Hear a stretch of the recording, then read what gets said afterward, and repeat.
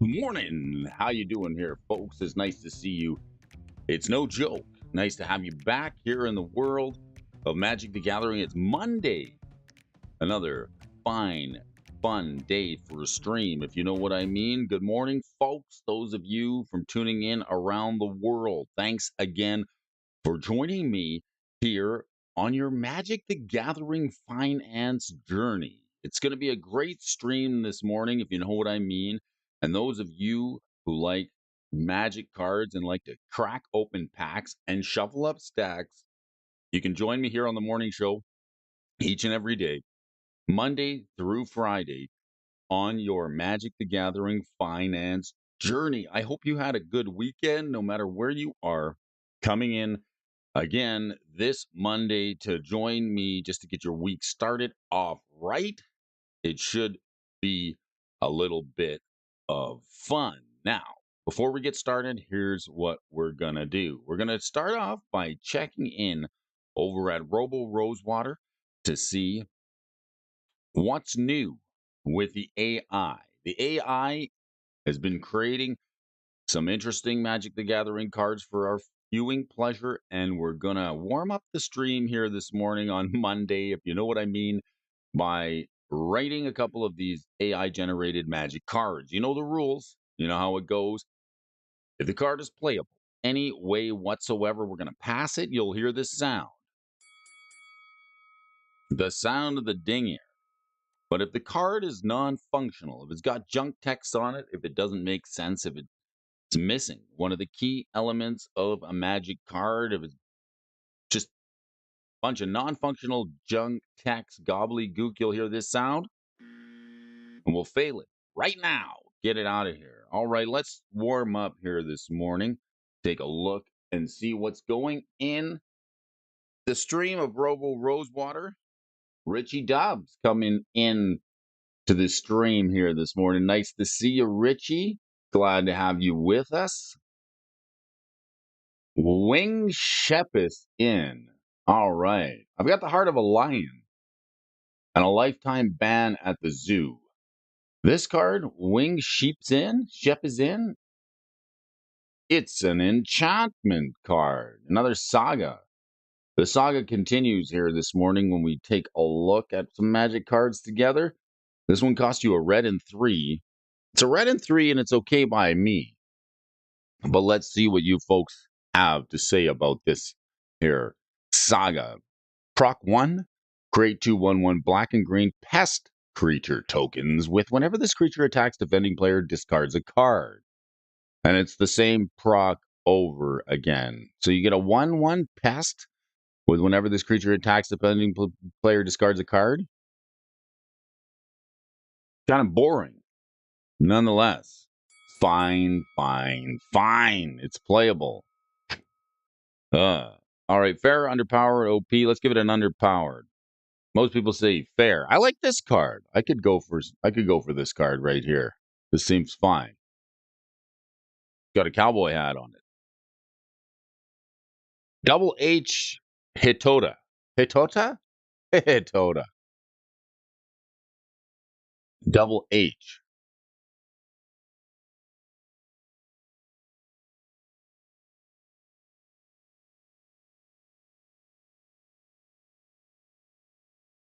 All right, what does this one do? It's got evoke, can't while Hitota has a hat. You shouldn't be able to do anything while an opponent's wearing a hat. All right, this one's a 2/4 for 2 white and 4. You get a dragon with flying 2/4, flying and evoke. Can't while Hitota has a hat. Can't do it. Can't evoke this card while it has a hat. As much as I'd love to pass it, this one makes me laugh.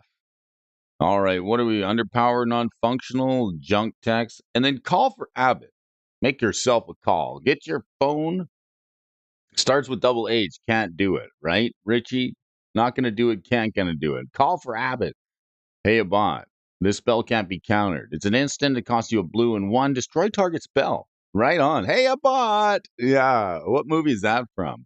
I think it's from a mid-age. I think it's from the Robin Hood. That wasn't AI. That was a spoiler for OTJ. Hey, a bot. I think I remember that's from Robin Hood movie, right? This spell can't be countered. Pay 1 and 1, destroy target spell. Ahoy, ahoy.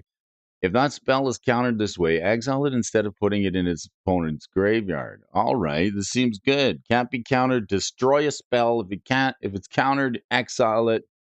Call for Abbott. Abbott will get you out of trouble. All right, I like it. Let's just destroy some spells here this morning. Fair OP. What are we going to rate this one? I'd say fair. Give it a fair. Some people are going to say OP. Ahoy. Tommy Siddons, nice to have you here, offering you the Eye of Protection this morning. Transfield. 1 red and 3 for the instant speed. Untap all creatures. You may put a creature card from your hand onto the battlefield. Why not? This thing's expensive. 4 mana. Nice to have you with us. Dennis here joining us this morning on a Monday. Fine, fantastic Monday. Coming into the Eye of Protection. Here, they always use protection on the old eye. Have a little sip of coffee with me. Get your motor running here this morning while we have a little bit of fun. I think this is fine. Untapable creatures. You could put a creature card from your hand onto the battlefield. This thing's busted. Just imagine if you had an eye looking at you like the sun. Let's pass this one. It seems OP, though. We're going to put the biggest, baddest creature we can onto the battlefield. And this one, Display SP Venerian. This one here. Oh, my goodness. An otter. Adorable card. My friends keep pressuring me to go spelunking. I finally caved. And polite tennis players give each other backhanded compliments. A man walked into his house and was delighted he discovered that someone had stolen all his lamps. He was delighted. All right. Dispoy SP Venerian. The otter for 2-1. You get triple blue to play this baby here. Creature, tap. You gain 2 life for each tapped artifact, creature, or enchantment on the battlefield. Holy smokes, it seems okay. This guy's making headlines here this morning. The otter, he's pretty cute. I got to pass him just on flavor. Gain 2 life for each tapped artifact, creature, or enchantment on the battlefield. Man, this thing's life gain on a stick. A lot of life gain. Oh my gosh, it's Monday. It's time for Magic with Brody. Nice to have you here this morning, Michael Superbacker. And Tommy Sidden says, they definitely marooned this otter. He's been marooned. He's a little bit purple. The purple otter being maroon. What about this assaulted Orazar? Am I saying it right? Orazar? Assaulted Orazar? Siege Saga? 1 red and 2 for this saga. And it's got craft with artifact. Okay, exile this artifact, exile another artifact you control or an artifact card from your graveyard. Return this card transformed under zone or control, craft only as a sorcery. Assaulted Orazar can't be blocked by creatures with power 2 or less. And then you get this werewolf, the 2/4, Malakir Guardian. Each creature you control has trample, haste, and can block any number of creatures. Wow. The werewolf. This thing's awesome. This card is just the state of MTG in 2023. They just moved this into the AI, right? AI catching on, maybe taking a few lessons from game design. This one's fine. Give it a pass. A little overpowered. That's fine. We want to block as many creatures as we possibly can. Yes, we do. Most people say it's fair. So do I. Fair and dare you come into the channel. We got to look at this Merfolk Wizard. All right. When you're evaluating these AI generated magic cards, you got to understand we have to analyze these. There's 2 types of people in the world: those who can extrapolate from incomplete data, and that's it. I saw a sign that said "Watch for children," and I thought that sounds like a fair trade. And I'll never forget my grandfather's last word before he kicked the bucket. He looked at me in the eyes. He said, "Son, how far do you think I can kick this bucket?" All right, what do we got here? Brain channeler, channel your brains in the stream here this morning. This is Merfolk for 1. Seems fitting. That's all I want to pay for my Merfolk. 1 blue mana. Brain channel can't be blocked as long as red. Just as long as red. As long as red is red, red can't be blocked. Get out of here. Nice art on it, though. Pretty decent casting cost for a 1/1. Seems fine. Except for the fact it's got jabroni gibberish on the card. And then we've got Kakram Ham. All right. Now this card's making me hungry. I'm talking ham, eggs. Oh my goodness. My friend gave me his EpiPen while he was dying. It seemed very important to him that I have it. And you don't need a parachute to go skydiving. You just need to go twice. Need it to go twice.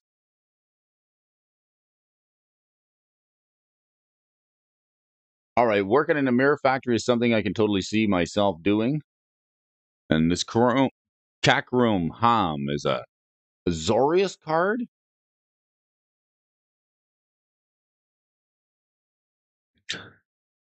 A 2/1 for a blue and a white. And it says creature human pirate.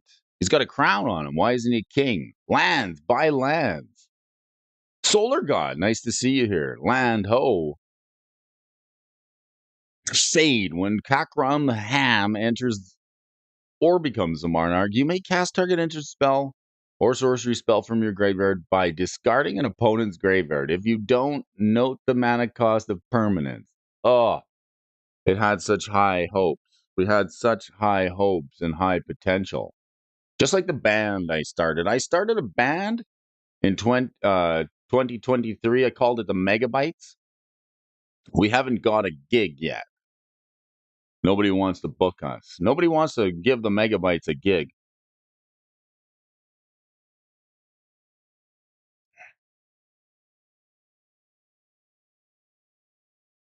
All right. Richie Dubs, did you buy a new set of shoes this weekend? Oh, you never want to buy shoes from a drug dealer. You never know what they're going to be laced with, and you could be tripping all day. So, just like this magic card, it's it's got to trip its way off the stream here. Let's get it out of here. Volcano, another Carrion Avenger. When Carrion Avenger enters the battlefield, search your library for up to 2 pirate cards, put them onto the battlefield, and then shuffle. And you got this kicker for a Selesnya, a green, a blue, and or 1 red. Get the 5/8 Volcano once this battle is defeated. Cyclops, Vigilance. Creatures you control have reach. This basically just gives you another boy with another blocking ability.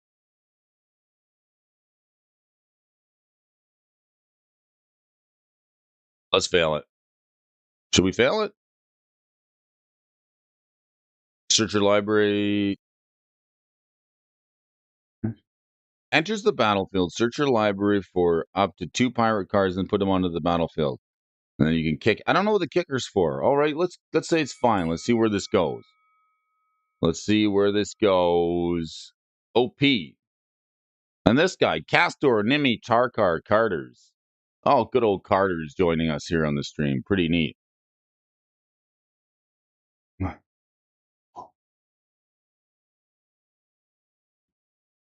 All right. 0 mana for a 7/6 vampire token. I mean, why not? I don't want to pay anything for a 7/6. That's it. Denance creature, vampire token. That's all it is. Okay, fine. We'll pass it, but it's definitely overpowered. This one's busted. It's 0 mana for a 7/6. Oh my god, we're not even trying anymore. And 1/3 Cogapict Torrent. An Azorius 1/3 human shaman. This one says first strike, vigilance, death touch. And when Cogpitic Torrent dies, that creature's controller creates a 1/1 colorless spirit token. It's still a land. Target creature gains Furwing.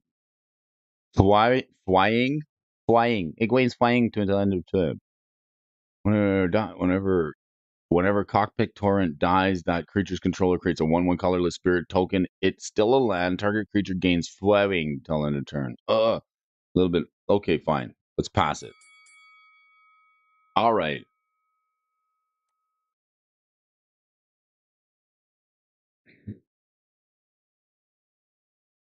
And a shout out to everybody who's wondering what the opposite of fun is this morning. You're probably not joining us because we like to have fun, and you're probably somewhere else in the world doing what you got to do. But if you like to have fun, if you like tracking the prices of Magic cards, if you like having a little bit of fun in your Magic the Gathering collection, or starting your day off right with me, I would like to thank you folks for joining me.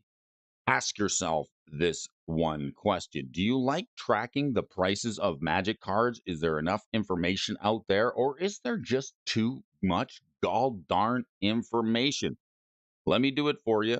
I'm doing it here on the morning show each and every morning when we discuss a little bit of Magic the Gathering finance. We want to get the fun into our collection. Let's take a little preview before we get into some news articles here this morning. I want to take you folks on a bit of a finance journey together,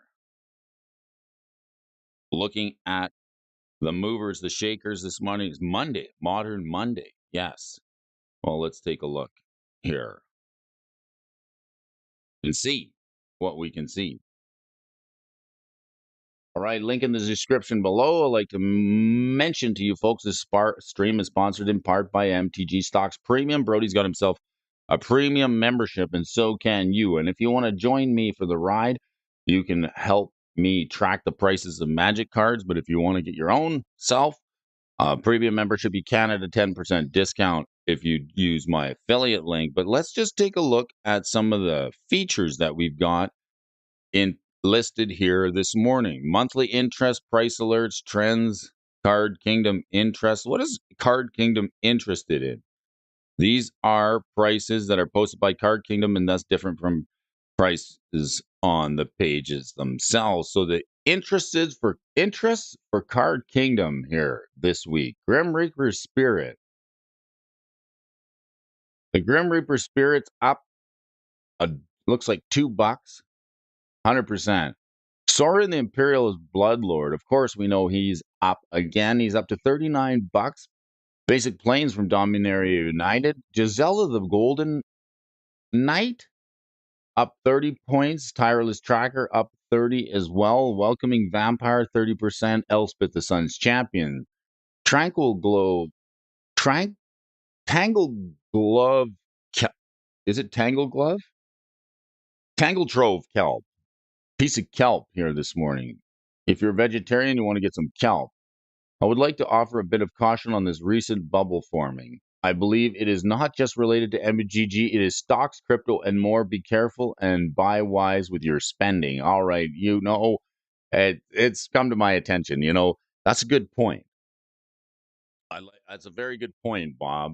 It's come to my attention, folks, that Brody, me and T Freezy were sitting down and we were discussing the fact that, we have jobs and we work and we have financial responsibilities that we must take care of. It's true. And there is a case to be said that Brody is financially irresponsible when it comes to Magic cards. I have a whole show dedicated to talking about my financial irresponsibility when it comes to Magic cards, and it burdens on the precipice of being financially irresponsible. But I do like to analyze things. I'd like getting some fun into my collection, but I would always warn people to exercise caution and don't do anything devastatingly financially irresponsible when it comes to Magic cards. You want to take some advice, take some advice, but the advice you want to take is to remain financially diligent in the world of Magic the Gathering. It's interesting because Bitcoin is, I think, what Bob is talking about. Bitcoin and crypto is at an all, it's about approaching an all-time high of $66,000. There's a lot of calamity in the market right now. There's a bit of a bubble forming, yes. And that's going to mean people are going to have, well, if you're selling Bitcoin at this prices, you're probably doing okay. You might have a little bit of extra income to spend on some Magic the Gathering cards, but don't put anything into a hobby, crypto, whatever it is, that more than you can afford to lose. So I'm always cautioning folks, even though it can be a little bit exciting, use caution. And sometimes the best thing to do when markets are moving is nothing. That's what I always like to remember.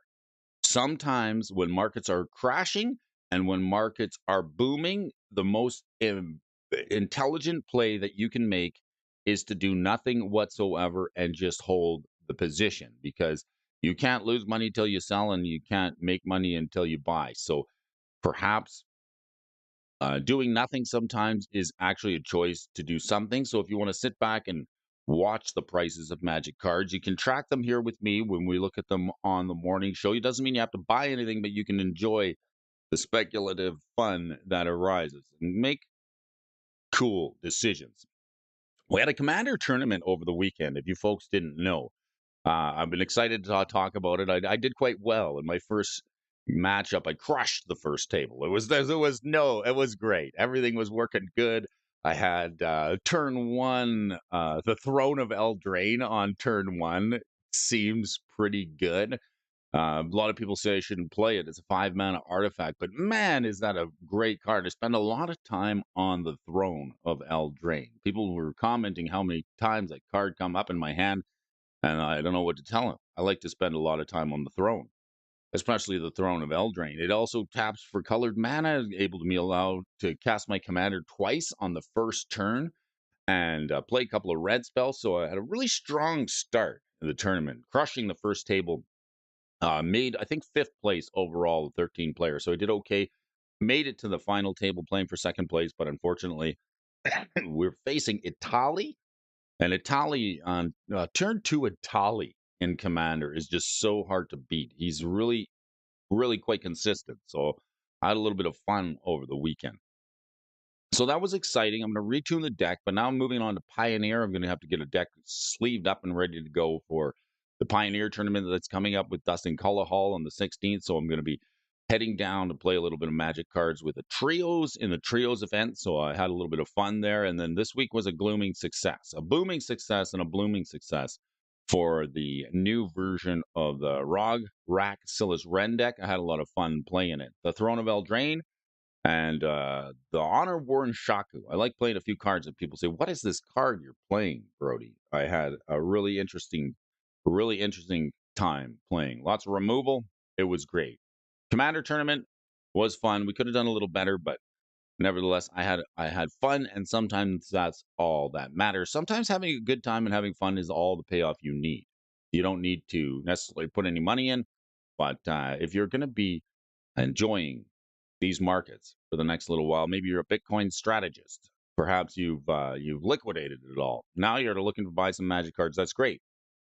But in this financial period where the economy has been at an all-time low for some time, everybody's waiting for the next crypto bubble market to swing into action, and that's gonna move some stuff. So there's a lot of money moving around in the world today. And how do we catch just a little bit? It's like you want to have like a lot of hooks in the ocean, or like just a big net, and you want to make sure you can kind of capture some of that increase of fun in your Magic the Gathering collection. And that's what we're here talking about, how to get the fun into your collection as we talk finance on Magic the Gathering cards and we head on down our journey. So a tool in our trick bag is something we always like. What happens when the bubble bursts? Well, there's a reason it's got stronger, though. Prices are pretty good right now on a lot of singles. Hot ticket right now. Crimson Vow is the hot ticket. All right. I've been looking into the fundamentals as to this recent and cannot find the reasons. I would like to offer a bit of caution. You can't find the reasons. Things deflate, meaning they lose financial value. Twiddler's Place, MTG, the most concerning thing here is that it appears to be no sound reason for all the gains. Well, do we need a reason? Do we really need a reason? The gains in Bitcoin right now, it's the halving. That's what you need to know. There's that Bitcoin halving coming up. That is probably the reason. Look that up, Bob. The halving, which means every 2 to 3 years, the amount of Bitcoin minted in a year goes to half. It's a deflationary crypto. So every 2 years, I think it is, the amount of Bitcoins that are released becomes half of what it was in the previous cycle. So that's why the big boom. Everybody's concerned about the halving. Yes, in very short order, there will be half the amount of Bitcoins being minted, and it's a finite amount of only 21 million. So the halving event is coming up in which people are speculating that the price is going to go up. So look into the halving if you haven't already. Study that. It'll tell you everything you need to know about why the cycle is on a tear right now. But it's nice to see when a little bit of people are taking some cream off the top. Maybe that's a place to put some Magic the Gathering money. I think folks would probably want to do it. They want to get some fun into their collection. If you got some disposable income, cardboard might be the place to do it. We're looking at the card kingdom interest. Let's take a look at some underpriced cards here on the list. Of course, we've seen Sora and the Bloodlord creeping up. And what do we got here? Raised Dead. Let's look at this. This is the underpriced card. Alpha Edition Raised Dead. These are cards that have a disparity between the market price medium and what the sellers are paying for them. So the market price is currently higher than what the average sell medium is. So these are cards that are for sale on the open market for cheaper than what they are actually listed for. Raised Dead, Eternal Witness, Price of Progress from Secret Lair. We've got Simulacrum, Fungusaur, Ruck Egg, Fire Breathing, Green Ward, Waluli Wolf, Wrath of God, Shinoden Drives, and Highland Sanctuary. There's a bunch of cards that, I don't think these are also playable. Maybe the Raised Dead now, Eternal Witness, maybe. Not a lot of playable cards on here, but nevertheless, these cards are moving. Okay, so let's see what else we got from our premium membership. Penny stocks. These are cards that are cheap like Borscht. The average price is higher than the marketplace. Unexplained Absence, Jace the Wheeler of Mysteries, Whisper Silk Cloak as well. And Inti Sentia the Sun. It's the card I played over the weekend, and it's very good. I think this card will actually probably see a little bit more price action going into the future. Very good legendary creature. I picked one up for quite cheap from the Lord of the Rings, and there's a few cards in that set that can actually do quite well. It's legendary, Human Knight, so legendary actually really matters in the Commander format. So this card from the Lost Cavern of Ixalan, also moving up in price. The Jace, the instant win backup combo. If you're milling yourself, what else we got? Deserted Beach? Deserted Beach. Nobody wants to go to this beach. Must be something in the water.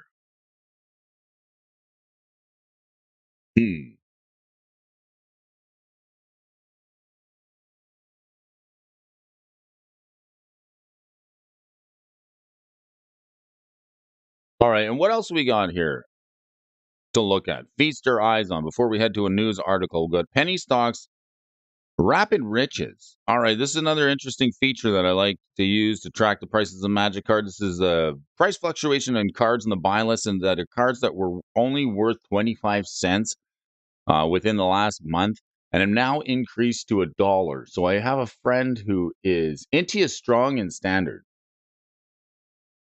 Thank you. I like Inti. These are cards that are all now worth over $1 on the buy list, so you can kind of take a look and see what do we got. Last Chance from Dominaria Remastered. Was that reprinted? It was. Soulnet, Horde Hauler, Mishra's Bauble, Whirlwind of Thought, Island Mountain, Dwarven Demolition Team, Bajuka Bog, Wall of Water, Elspeth, Tyrol, and Island. Fairy Macabre, or Macabre. I think it's Macabre. And the Card Kingdom interests, inventory interests, and let's just take a look at our inventory interests. Our watch cards here. We got a watch list going. We brewed a watch list. Let's see what's moving on our watch list. Agatha's Soul Cauldron, perhaps. All right, Eldrazi Temple moving up 35%. That was Dustin Cullahall's pick. Thank you, Dustin, for bringing us the Eldrazi Temple speculation. That one seems to be up 35% with the advent printing of Modern Horizons 3. What else we got here? Comet the Stellar pops up a bit. Dreams of Steel and Oil, Memory Jar up a solid 5%, 3%. And some of these other ones just not moving in the world of Magic the Gathering. All right. Well, what else is new? Tournaments and splashes over the weekend. We have an article here because MTG rocks and we like to talk about it. Underrated, MTG Karlov Manor Uncommon makes a big splash in internal formats. Dothy. You know, here's a card that I'm playing in Commander. I like the Dothy card. I found a way to go infinite with Dothy and the Helm of Obedience. So the Dothy, the Voidwalker in mono black, quite a good card. I wonder if that's what we're talking about, but perhaps It's something else. Over the last month, we've highlighted a lot of different archetypes that have adopted Murders of Call Off Manor cards and standards. Novice Inspector, the Case of the Gateway Expressive helped me make Boros Convoke a top tier archetype, and in Pioneer, No More Lies and Arch Druid's Charm. This is a card that's making headlines here. And the Vein Ripper have collectively made an enormous impact on the format. And once you get to Modern, you can see the ley line of the Guild Pact in all its glory, revolutionizing multiple strategies. One format we haven't talked about a lot, though, is Legacy. Legacy is an incredibly powerful format, and it's seen a dwindling in player base over the last few years. It's spanning the entirety of Magic's history, and such that that the bar a card needs to meet to see Legacy play is quite high. That's why when I see a card going straight to Legacy from Standard, when it's printed, a card like Echoing Deeps and Spelunking, I like to take an extra look at those cards, because anything that goes quite to Legacy means it's meet the Legacy threshold to be good enough to play in Legacy. Up to this point, Murders of Karlov Manor cards haven't made a huge impact on the format. Well, this weekend, one player took it upon themselves to showcase the power of one card in particular. Funnily enough, this card has seen very little play in any constructed format over the month. The card in question is none other than Breakout. And a full 4 copies can be found in a deck that made the top 8 of Magic Online Legacy Challenge. As expected, this interesting Jund Shells has played a lot of cheap creatures and really went out to maximize Breakout. Let's take a closer look. Breakout Strategies. There's a card from Murdars. Going to Legacy at sorcery speed, it's slow when it costs you 1 green and red to play it during your main phase. Look at the top 6 cards of your library. You may reveal a creature card from among them. If that card has mana value 2 or less, put it into the battlefield and it gains haste until end of turn. If you didn't put the revealed card onto the battlefield this way, put it into your hand. Put the rest on the bottom of your library in a random order. Hey, kiddo, your ride's here. All right. So what are we running with this? We've got, Inti, Senche of the Sun, Ignoble Hire, Mawlog, Deeproot Wayfinder, Orcish Bowmasters, Indoraptor, the Perfect Hybrid, Crocs of the Death Hunger, Fiend Artisan, Mox Diamond, Chrome Mox, Breakout, Green Sun, Zenith, Thoughtseize, Grist the Hunger Tie. Some lands. We got 21 lands, 1 planeswalker, 12 sorceries, 4 artifact, and 23 creatures in the main deck. Unsurprisingly, the deck that's making huge use of a full playset of Breakout is playing a plethora of 2-mana creatures. Assuming you'll find a 2-drop in the top 6 of your deck to put into play, you aren't actually down any mana after the exchange, since you would have to have spent 2 mana to cast the creature anyway. What you gain, though, is card selection and the ability to give your creature haste. One of the best ways and the best creatures to give haste is the Deeproot Wayfinder. The Wayfinder, is this the one that explores? Whenever a Wayfinder deals combat damage to a player or battle, surveil one, then you may return a land card from your graveyard to the battlefield tap. So the Wayfinder Scout, getting haste and ramping yourself. I suppose that's what we do, because the Wayfinder is a bit of a weak card overall, and you need to be able to connect with it in combat to get a land back. But however, the card naturally doesn't have evasion, so it can be tough to connect once your opponent knows about it. Thanks to Breakout, though, you can often set up a window where you get at least 1 attack, not only with the Deeproot Wayfinder gaining haste, but your opponent may not have left a blocker back or removal spell at the ready, as they likely weren't expecting the attack. Additionally, between the fetch lands of Wasteland and Mox Diamond, it's easy to guarantee the Wayfinder's ability to return a land in play. Another excellent card to hit off on the Breakout is Inti Senchai of the Sun. Yes, I picked this card up simply because the Brian Wiseman 1v1 Commander deck is playing this. Now, here's a funny thing. Inti Senchai of the Sun. Check it out. It's a 2-mana. It's legendary. Whenever you attack, you may discard a card, and when you do, put a +1/+1 counter on target attacking creature. It gains trample until end of turn, and whenever you discard 1 or more cards, exile the top card of your library. You may play that card until your next end step. So whenever you discard a card, it doesn't matter if it's on your cleanup step. It doesn't matter if it's pitching to creature effect or a enchantment effect that's on the battlefield. And it also, I think it works well with, I'm going to show you the card that I'm playing it with, and I don't want you to laugh. Okay. I like this card because this is also in Brian Wiseman's 1v1 commander deck. And as I like to say, that's a paddling. All right. That's a paddling. All right. NT sent you the sun. That'll get you a paddling from this honor worn Shaku. What? Brody, this 3-mana rock is terrible. You shouldn't be playing it. It is terrible, and it looks like something off of Dazed and Confused.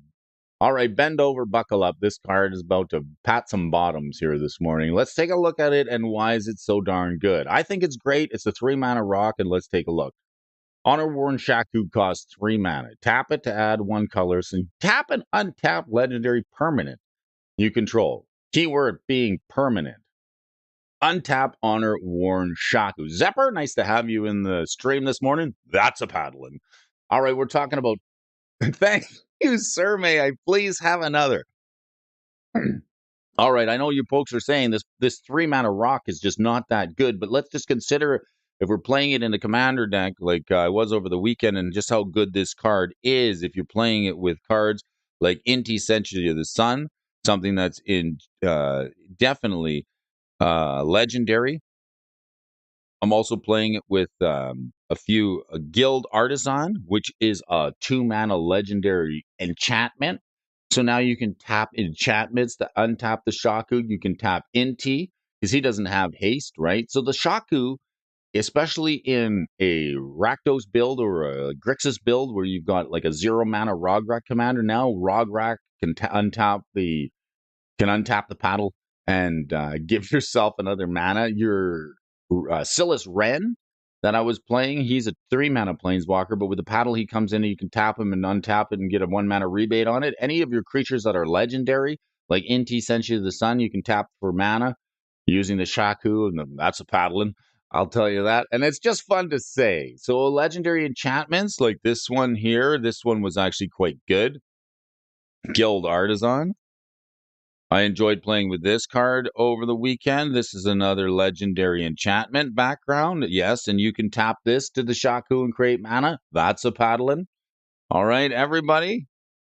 So we're talking about Inti Senshi the Sun making some waves here in this new legacy build where we're playing Breakout. Inti's a strong card that can start buffing your creatures attacking while generating value. Inti synergizes nicely with Mox Diamond's discard effect, and once again, Breakout's ability to give Inti haste is a big in this game. Even with no other creatures in play, you're able to attack with Inti right away. Discard a card and then put a 1/1 counter on itself, and whether you are putting Wayfinder or Inti or Thothi or Voidwalker into play, Breakout is sure to have some powerful effects on the game.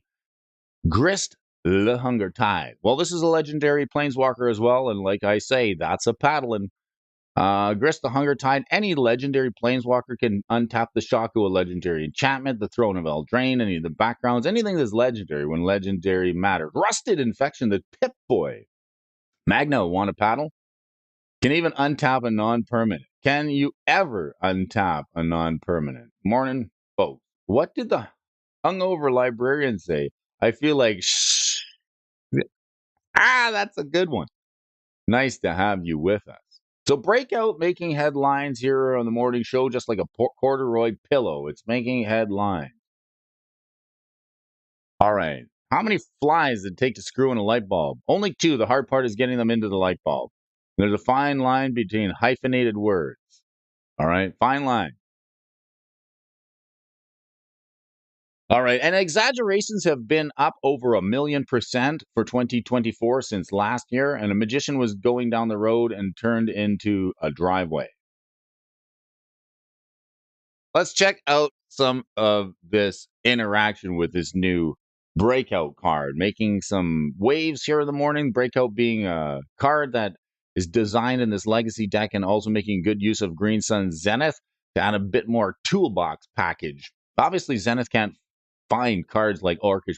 It can't find cards like Inti or Orcish Bowmasters, but that doesn't mean they aren't decent targets. The Breakout can, and if you need extra mana, finding Dryad Armor or Ignorable Hire can be rather effective. You have access to more mana. There's some strong cards that you can find. And Grist the Hunger Tide is a nice 1-value engine that you can use to tutor for it at will. And it can even act as a searchable remover spell when necessary. Indoor Raptor, the perfect hybrid. Perfectly hybrid Dinosaur Mutant. Bloodthirsty Dinosaur Mutant. Oh, my goodness. Legendary. Legendary 3-1 with Bloodthirst X and Menace. Whenever it's dealt damage, you choose an opponent around him, and it deals damage equal to the power to that player unless they sacrifice a non-token creature. Holy smokes. And it's only 3 mana to play. All right. It's legendary too, and you know what I say? That's a paddling. All right. So you got the Bowmaster target and Grist the Hunger Tide doing a nice value engine assist in this deck. In a Indoraptor, the perfect hybrid is a perfectly funny inclusion, but under the right circumstances can be a huge threat. Between Menace and its Enrage ability, you can even have it enter with a +1/+1 counter, and Indoraptor can help break open a board cell. One additional card that works nicely in the Breakout and Zenith deck is Moloch. What is the Moloch? Moloch. Let's see here. Ravenous, 2/2. This creature enters the battlefield with X +1/+1 counter on it. X is 5 or more. Draw a card then when it enters. Terror from the Deep. Oh, it sounds like a bad fart. When Moloch enters the battlefield, it fights up to one target creature an opponent controls. If that creature would die this turn, exile it instead. So Moloch, why not? Why not add that into your deck too for a little bit of fun? It's an MTG card from the 40k sets that's finally been implemented on Magic Online. While you won't be able to boost further Moloch stats, if it's entering via Breakout or Zenith, a 2/2 that fights a creature and it enters play is surprisingly strong in Legacy. This alone can take down opposing copies of Bowmasters and Unflipped Delver of Secrets, Mana Dorks, and more. And of course, if you cast Moloch from your hand, you have the opportunity to invest additional mana to help take down bigger creatures. Strengths and weaknesses. Here's a card I was playing over the weekend, and it actually did quite well. Did well in the this one I'm playing in Legacy. So we're playing the Guild Artisan. We're playing the Honor War and Shaku because this thing can shock you. Dothy's a rogue. What are we playing with Dothy? Helm of Obedience. So here's another. If you folks like Legacy, here's another card on the reserve list that you can pick up. It combos well with Leyline of the Void, as well as Dothy the Void Walker, Wheel of Sun and Moon, and a couple of other cards out there. This one's only $50, and it can actually mill an opponent and deck them right out. This helmet is quite interesting. Helmets and paddles, that's how we're doing it, right? This one's 4 mana. You pay X and target opponent puts the top card of their library into the graveyard until a creature card is put into that graveyard, whichever comes first. And if a creature card is put into that graveyard, you sacrifice the helmet and put all cards onto the battlefield under your control. X cannot be 0. Well, when we're talking a legacy, Dothy is another card just like Leyline of the Void that says if a card would be put into an opponent's graveyard from anywhere, exile it instead with a void counter on it. So cards never actually make it to the graveyard. They don't do it. $47 seems like a steal for the helmet. I know. I picked up a playset last year. I've got one in a commander deck, and the helmet is actually good in mono black legacy with Leyline of the Void, and now with Dothy the Void Walker being quite good. Anything that goes to opponent's bin gets exiled instead under Dothy, so it's an instant kill, right? I'm fond of Dothy. I had Chief Freezy pick me up a copy of the Void Boy. Walking them voids here this morning on the morning show. If you guys are crawling out of the void, you too can join me on the morning show where we discuss Magic cards, game interactions, and the prices of some of these cards to see if we're getting a good deal. All right, when I found my toothpaste dropped to the ground, I was crestfallen. The difference between a hippo and a zippo is one is heavier and the other one's a little lighter. I was so surprised when the stationery store moved because it's stationary.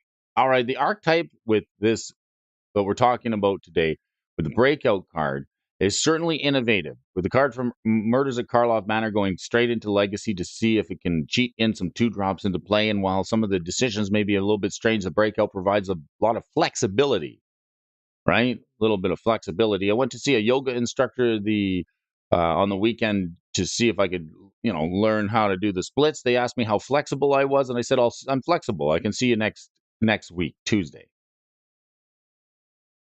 So the flexibility that is provided with the breakout card against decks with lots of small creatures such as Death and Taxes, Moloch and Orcish Bowmasters play big roles in staving off early pressure. And on the flip side, against combo decks like Reanimate, Voidwalker can single-handedly sweep the game in your favor, landing the Dothy Boy On turn 1 off Mox Diamond isn't out of the question, and you can steal games you otherwise wouldn't win. Dothy's a good tech piece against Reanimate, and the combination of Deep Route, Y-Finder, and Wasteland can even keep Dark decks under control. If all else fails, Curving Thoughtseize into the slew of creatures can put your opponents on the back foot while quickly. In this sense, the deck has tools to fight most strategies. Still, that doesn't mean it doesn't come with some weaknesses, and the first weakness the deck has is outside of Thoughtseize, you don't have a ton of recourse against unfair strategy decks like Doomsday Combo, for instance, are fully confident in winning before you can present a relevant deck. It's Monday. Wow.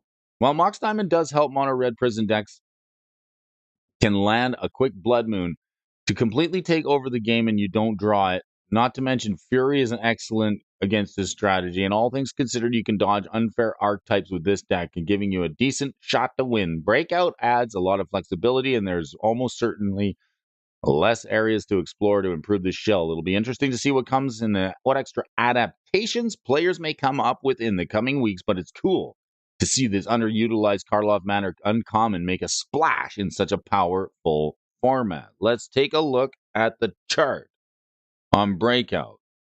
What's this card worth? Breakout? Is it just straight up Breakout? Is there a hyphen in it? There's a fine line between hyphenated words, hey? Breed out, breakout. Brody can't spell. Break out.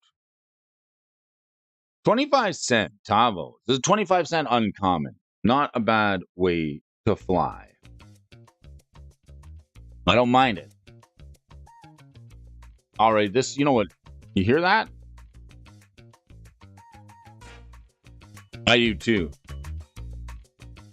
Yes. And this is the time of the show where we get to grab a coffee and get ready to go. It's time to move. It's time to shake. It's time to earthquake in our seats. Ask yourself, do you like joining us to track the prices of Magic cards? You can do it yourself, or you can let me do it for you. I'm doing it each and every morning. Monday on the morning show, talking Magic cards with the bro. Let's go. Let's take a look at the movers and the shakers. It's Monday, Modern Monday. Are you guys playing Modern? Today we do have some Commander Night happening on Monday here where I'm at. And that's what we like to do on Mondays. If you can't bring a friend to Magic, bring them to Brody's. And you can always tell them to join me here on the morning show. We like to grow the stream.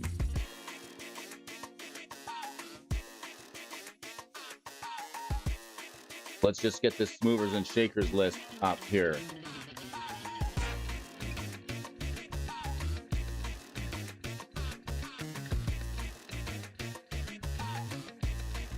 All right. Protect yourself on the internet, folks.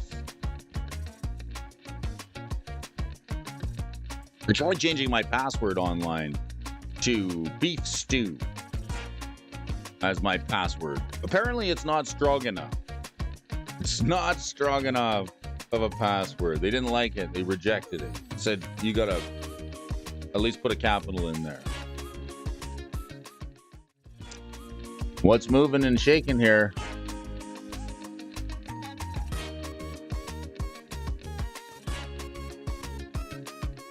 All right, I lost 25% of my roof last night.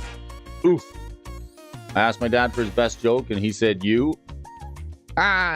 If Whole Foods sells sliced apples, is it false advertising? And what have 5 toes but isn't your foot? My foot. Good morning. Nice to see you.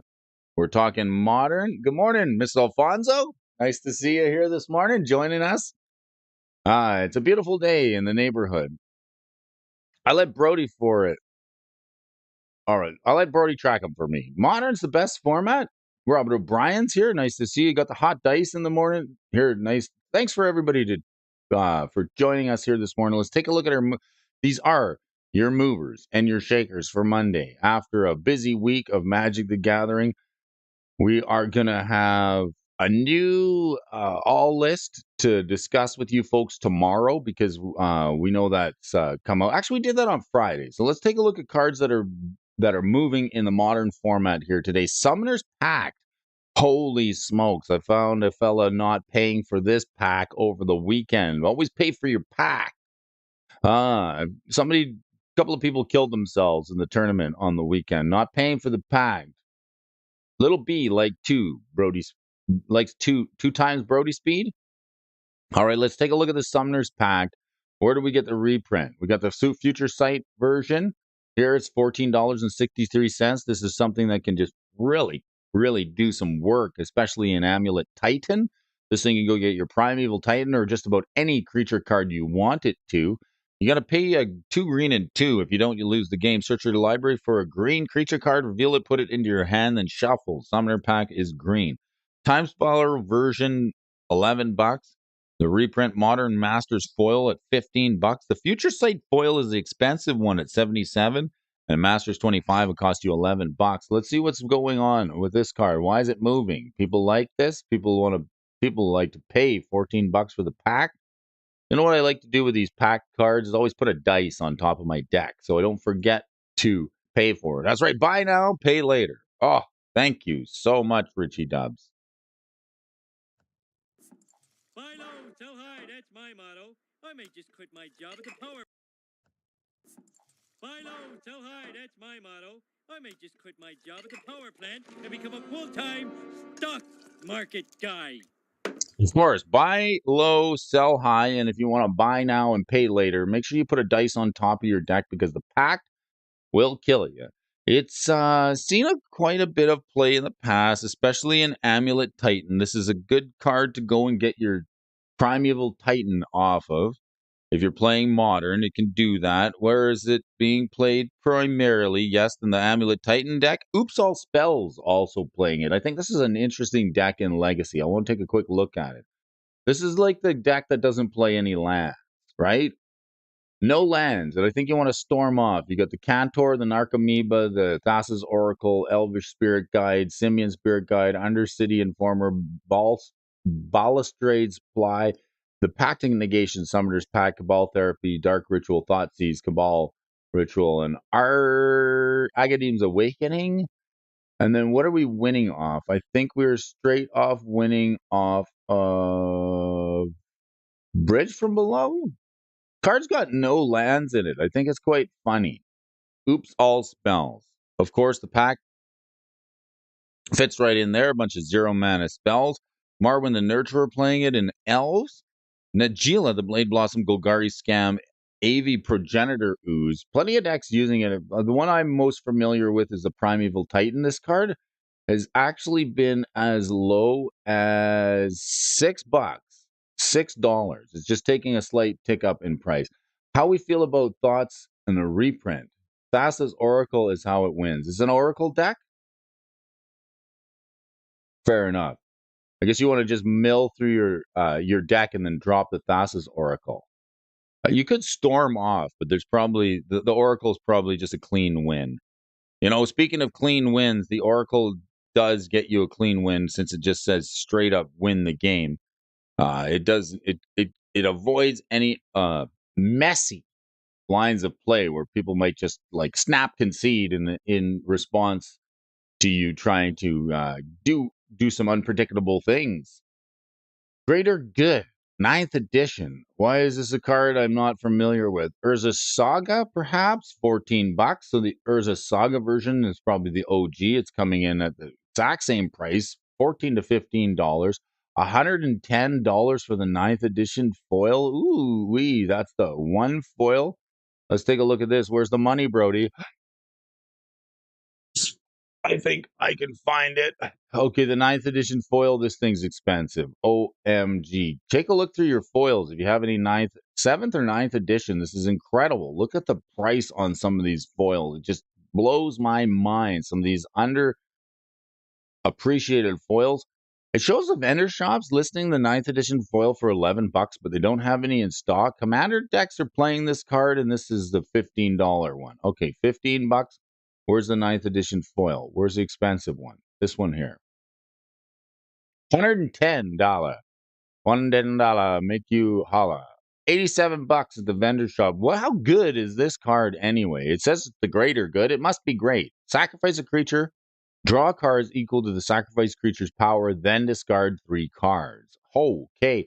I think I have this in a newer version, a much cheaper version. Is it the Battle Bond 9th edition? Double Masters. Yes, I have it in Double Masters. I like the older art a little better, but say somebody's trying to blow up your good stuff, big creatures, especially in green, this card is definitely going to help you draw cards. To replace it, you do got to discard 3, but if you're like sacrificing an Itali or something with 7 power, it's not really going to be that big of a downside. Well, has this card been moving up in price? It has steadily.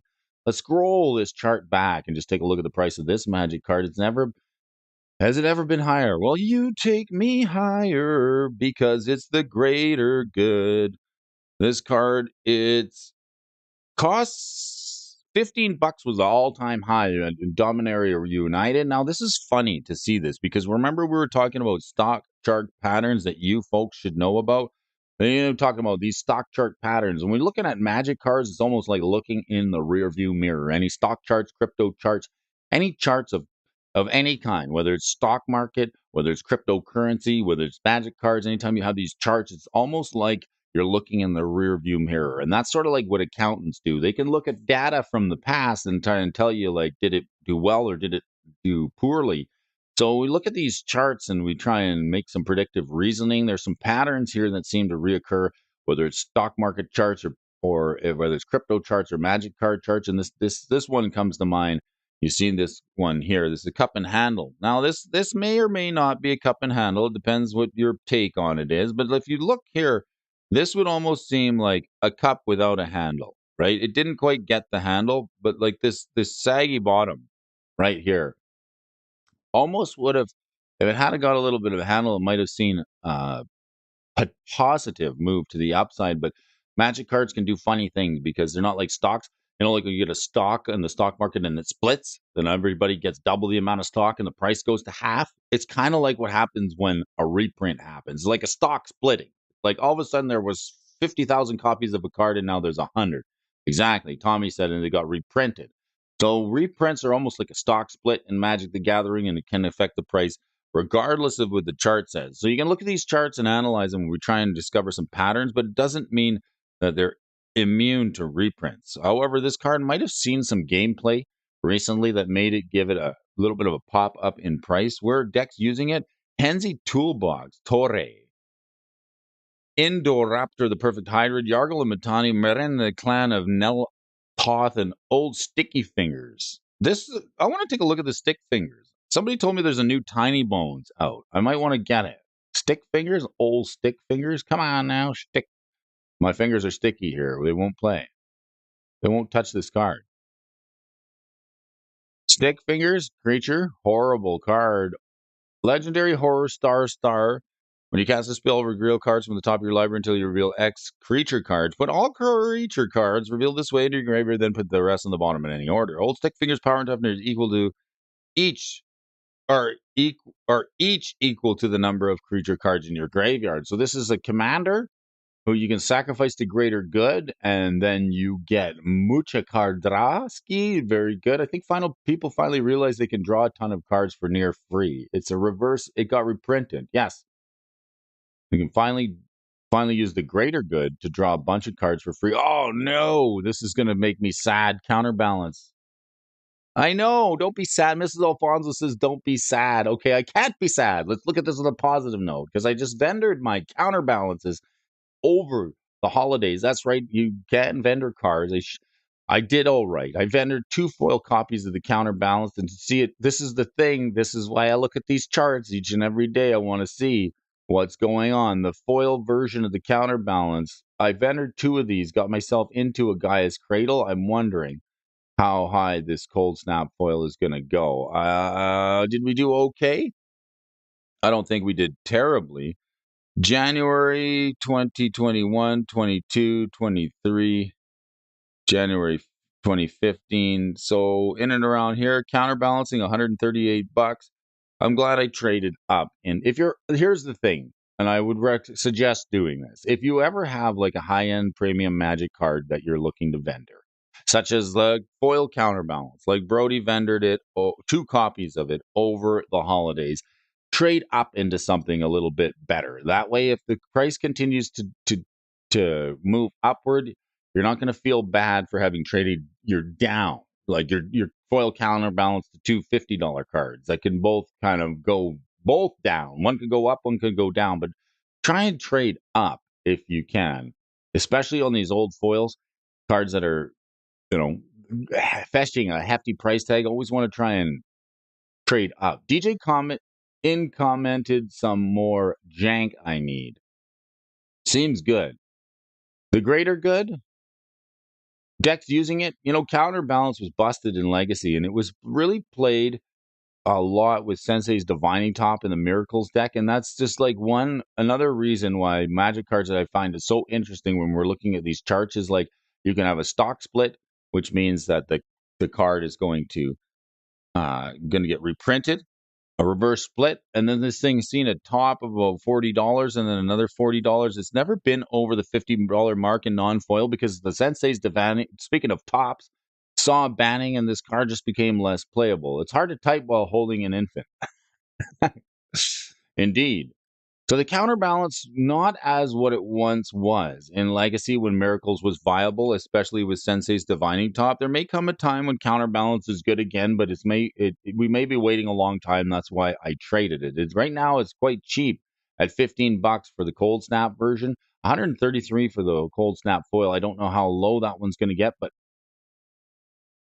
this one can seem quite good. Vorinclex, Voice of Hunger.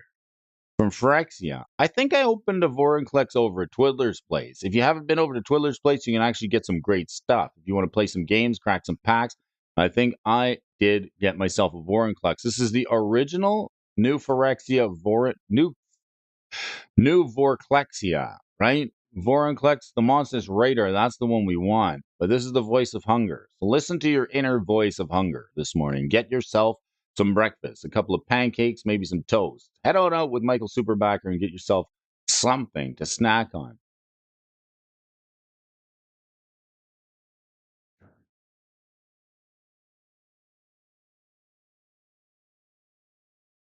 All right.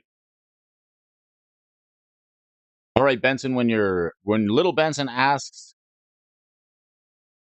to explain cloning and you don't understand, just let him know it makes two of us.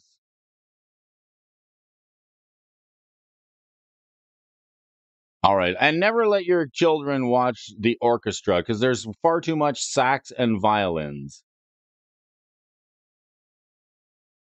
Vorinclex, the Voice of Hunger. Oh, this card took a tumble. A better Vorinclex will always do that to you. Strixhaven, this card was $60 and now it's crashing. It's never been lower. Perhaps if you want the older Vorinclex, the not so Clexy one, Vorinclex is so hungry because he's got a tapeworm. You definitely want to feed your Vorinclex here. Azeka got of the Kree, mostly commander decks playing it. Omnath the Locust of Mana, Mail, the Animan, Kinnan the Bond and Prodigy. Man, you want to talk top 10 commander decks? This deck is so darn good. Hard to beat. I think this deck took second place over the weekend. Kinnan, this is like a tier 1 commander. It's arguably that this is the best card commander in the game. It's hard to say. I mean, it's hard to look at, but it's easy to play. Yeah, this one basically goes infinite with Basalt Monolith before you can say Brody Alfonso. If you tap a non-land permanent for mana, add 1 mana of any type that permanent could produce. So you get extra mana off all your dorks, you get extra mana off all your rocks, and with a thing like Basalt Monolith, it just goes infinite straight away, so you get the infinite colorless. Kinnan's really good, and this has got a home for This is where we're playing Vorinclex? Is this where the Clexy is? We got Clexy. Yeah, I guess a version of Kinnan could be playing Vorinclex. Chances are they're going to be playing things like Tidesprout Tyrant or perhaps the Hull Breacher Horror. That is by far the most oppressive Vorinclex. Whenever you tap a land for mana, add mana that the type produce. Whenever an opponent taps a land for mana, that land doesn't untap. This is the depressing Klex. Ugh. Scalding Tarn? Good old fetch land. Are we getting a reprint of Fetch Tarn? It's so brutal to play against. It seems oppressive. Yes, you don't get an untap step. Ugh. Brutal. I know. Zephyr, more like Borenclex, right? All right, Scalding Tarn and a good old-fashioned fetch lands, probably from the Zendikar block. Relentless Assault, this thing gives you extra untapped steps, up 26%, 4 mana. There was a Portal 3 Kingdoms version of the Relentless Assault. At one point in time, I mean, I'll try and find the price chart on it, but there was a time when we want to talk about spikes and you want to talk about looking back at past history. Look at this. Let's go back. And this just to give you guys an idea of how long I've been at this for. Okay, I bought Relentless Assault from Portal 3 Kingdoms here. This is where I bought it. I woke up one morning and I saw Relentless Assault spiking to $4,000. And then I said, what is this Portal 3 Kingdoms set? Why is it so expensive? And it's because it's a very rare set. But I feel like I might have got had. I didn't pay the $4,000. I thought I found a deal on it. I thought, okay, I can get myself a deal on this for like a play set for a couple of $100. Thought I was doing okay. When a price spike like this happens, don't let it happen to you. I mean, do a little research before you jump on something and say, geez, it's spiked up to $4,000. I can get it for 400. Do it now. So be careful. That happened to me. So the Relentless Assault Portal 3 Kingdoms, it turns out it's not worth more than $65. It is definitely seeing a tick up in price because it's on your movers and shakers, but there's plenty of other cards that'll do the same thing, allowing you to take extra attack steps. Just because this one is rare, it's been reprinted many a times, and I don't see that this thing, there's a lot of cheaper versions of it. And like I said, this thing has had some market manipulation. I don't know what was happening. I still can't confirm it. It could be just price. It could be a couple of things. It could be a pricing error where somebody priced it for too high rather than missing a decimal point. It could be somebody wash trading it, selling it back to themselves to make sure the market sees that this card is selling when in fact it's the same person selling the darn card to himself. And then Brody gets up and says, geez, I got to find myself a copy. That card is hot. There are lots of sales on it. And then I'm paying $400 for a play set of it when it should be only $35 to $60. So careful. Franco Mob Boss playing in Commander, any Commander deck that makes you want to like take extra attack steps. There's a lot of ways to make extra attack steps, like the Combat Celebrant or the Port Raiser. There's plenty of other different cards that'll do that. Damn, I didn't even know that version existed. I know it existed because I got misted on this version, right? The P3K. All right, and what else? Bro Nation? Here's the one that says destroy all creatures that can't be regenerated. Basically, Wrath of God in black. This thing was on the list last week on Monday, and it's still moving up in price. People need a wipe. Make sure you cast your board wipe back to front or front to back. How do you wipe the board? From back to front or front to back? This one will do it. It's back in black. This one. Do you wipe with white or do you wipe with black? The Wrath of God versus Damnation. Destroy all creatures that can't be regenerated. Well, this one is a little more expensive. But let's take a look on the chart on it. It could use a reprint. It's had a couple. It was quite high. Now is I think this is a good time to pick this up. It was $60. It finally saw a couple of reprints, and now it's trended down to about the $20. The art is super good. It does what you need it to do in black. There's other board wipes in black as well, but I think this one is probably the most reasonable. It doesn't have a lot of downside on it. Just straight up wipe the board. I like the OG Wrath of God with the face in the negative space in the art. I do too.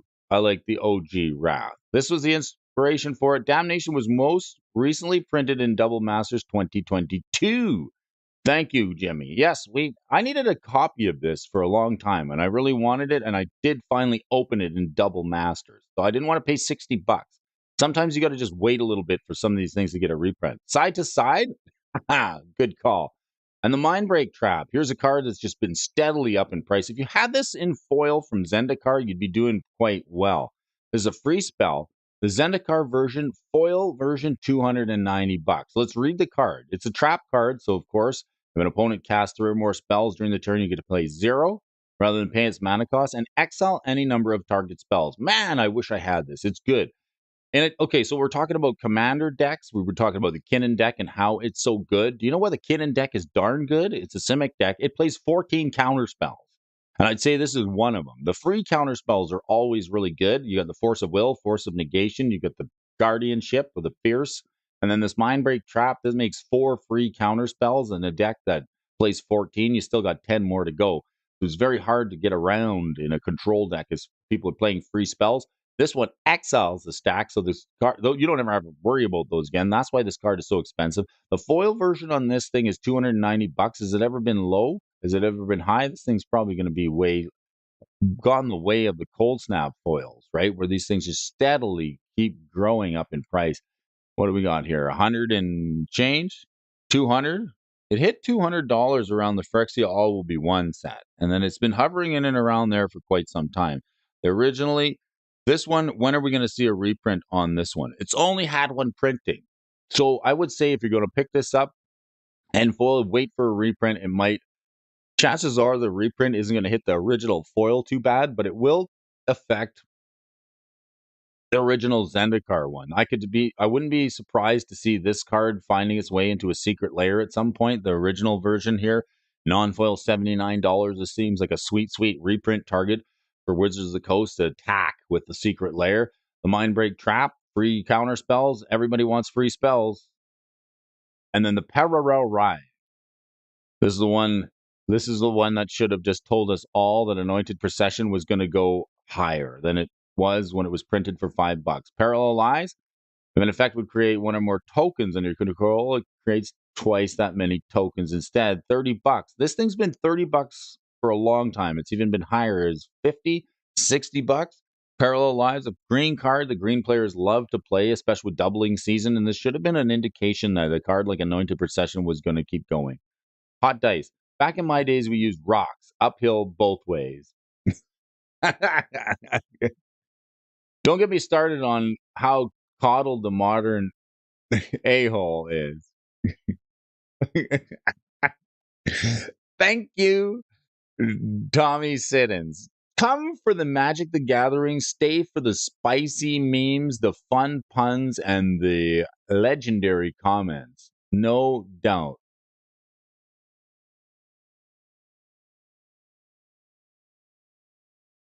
All right, I love furniture. My recliner and I go way back. I spent some time on the couch this weekend watching Community. It seemed pretty good. I wanted to make a joke about leeches, but it really sucked.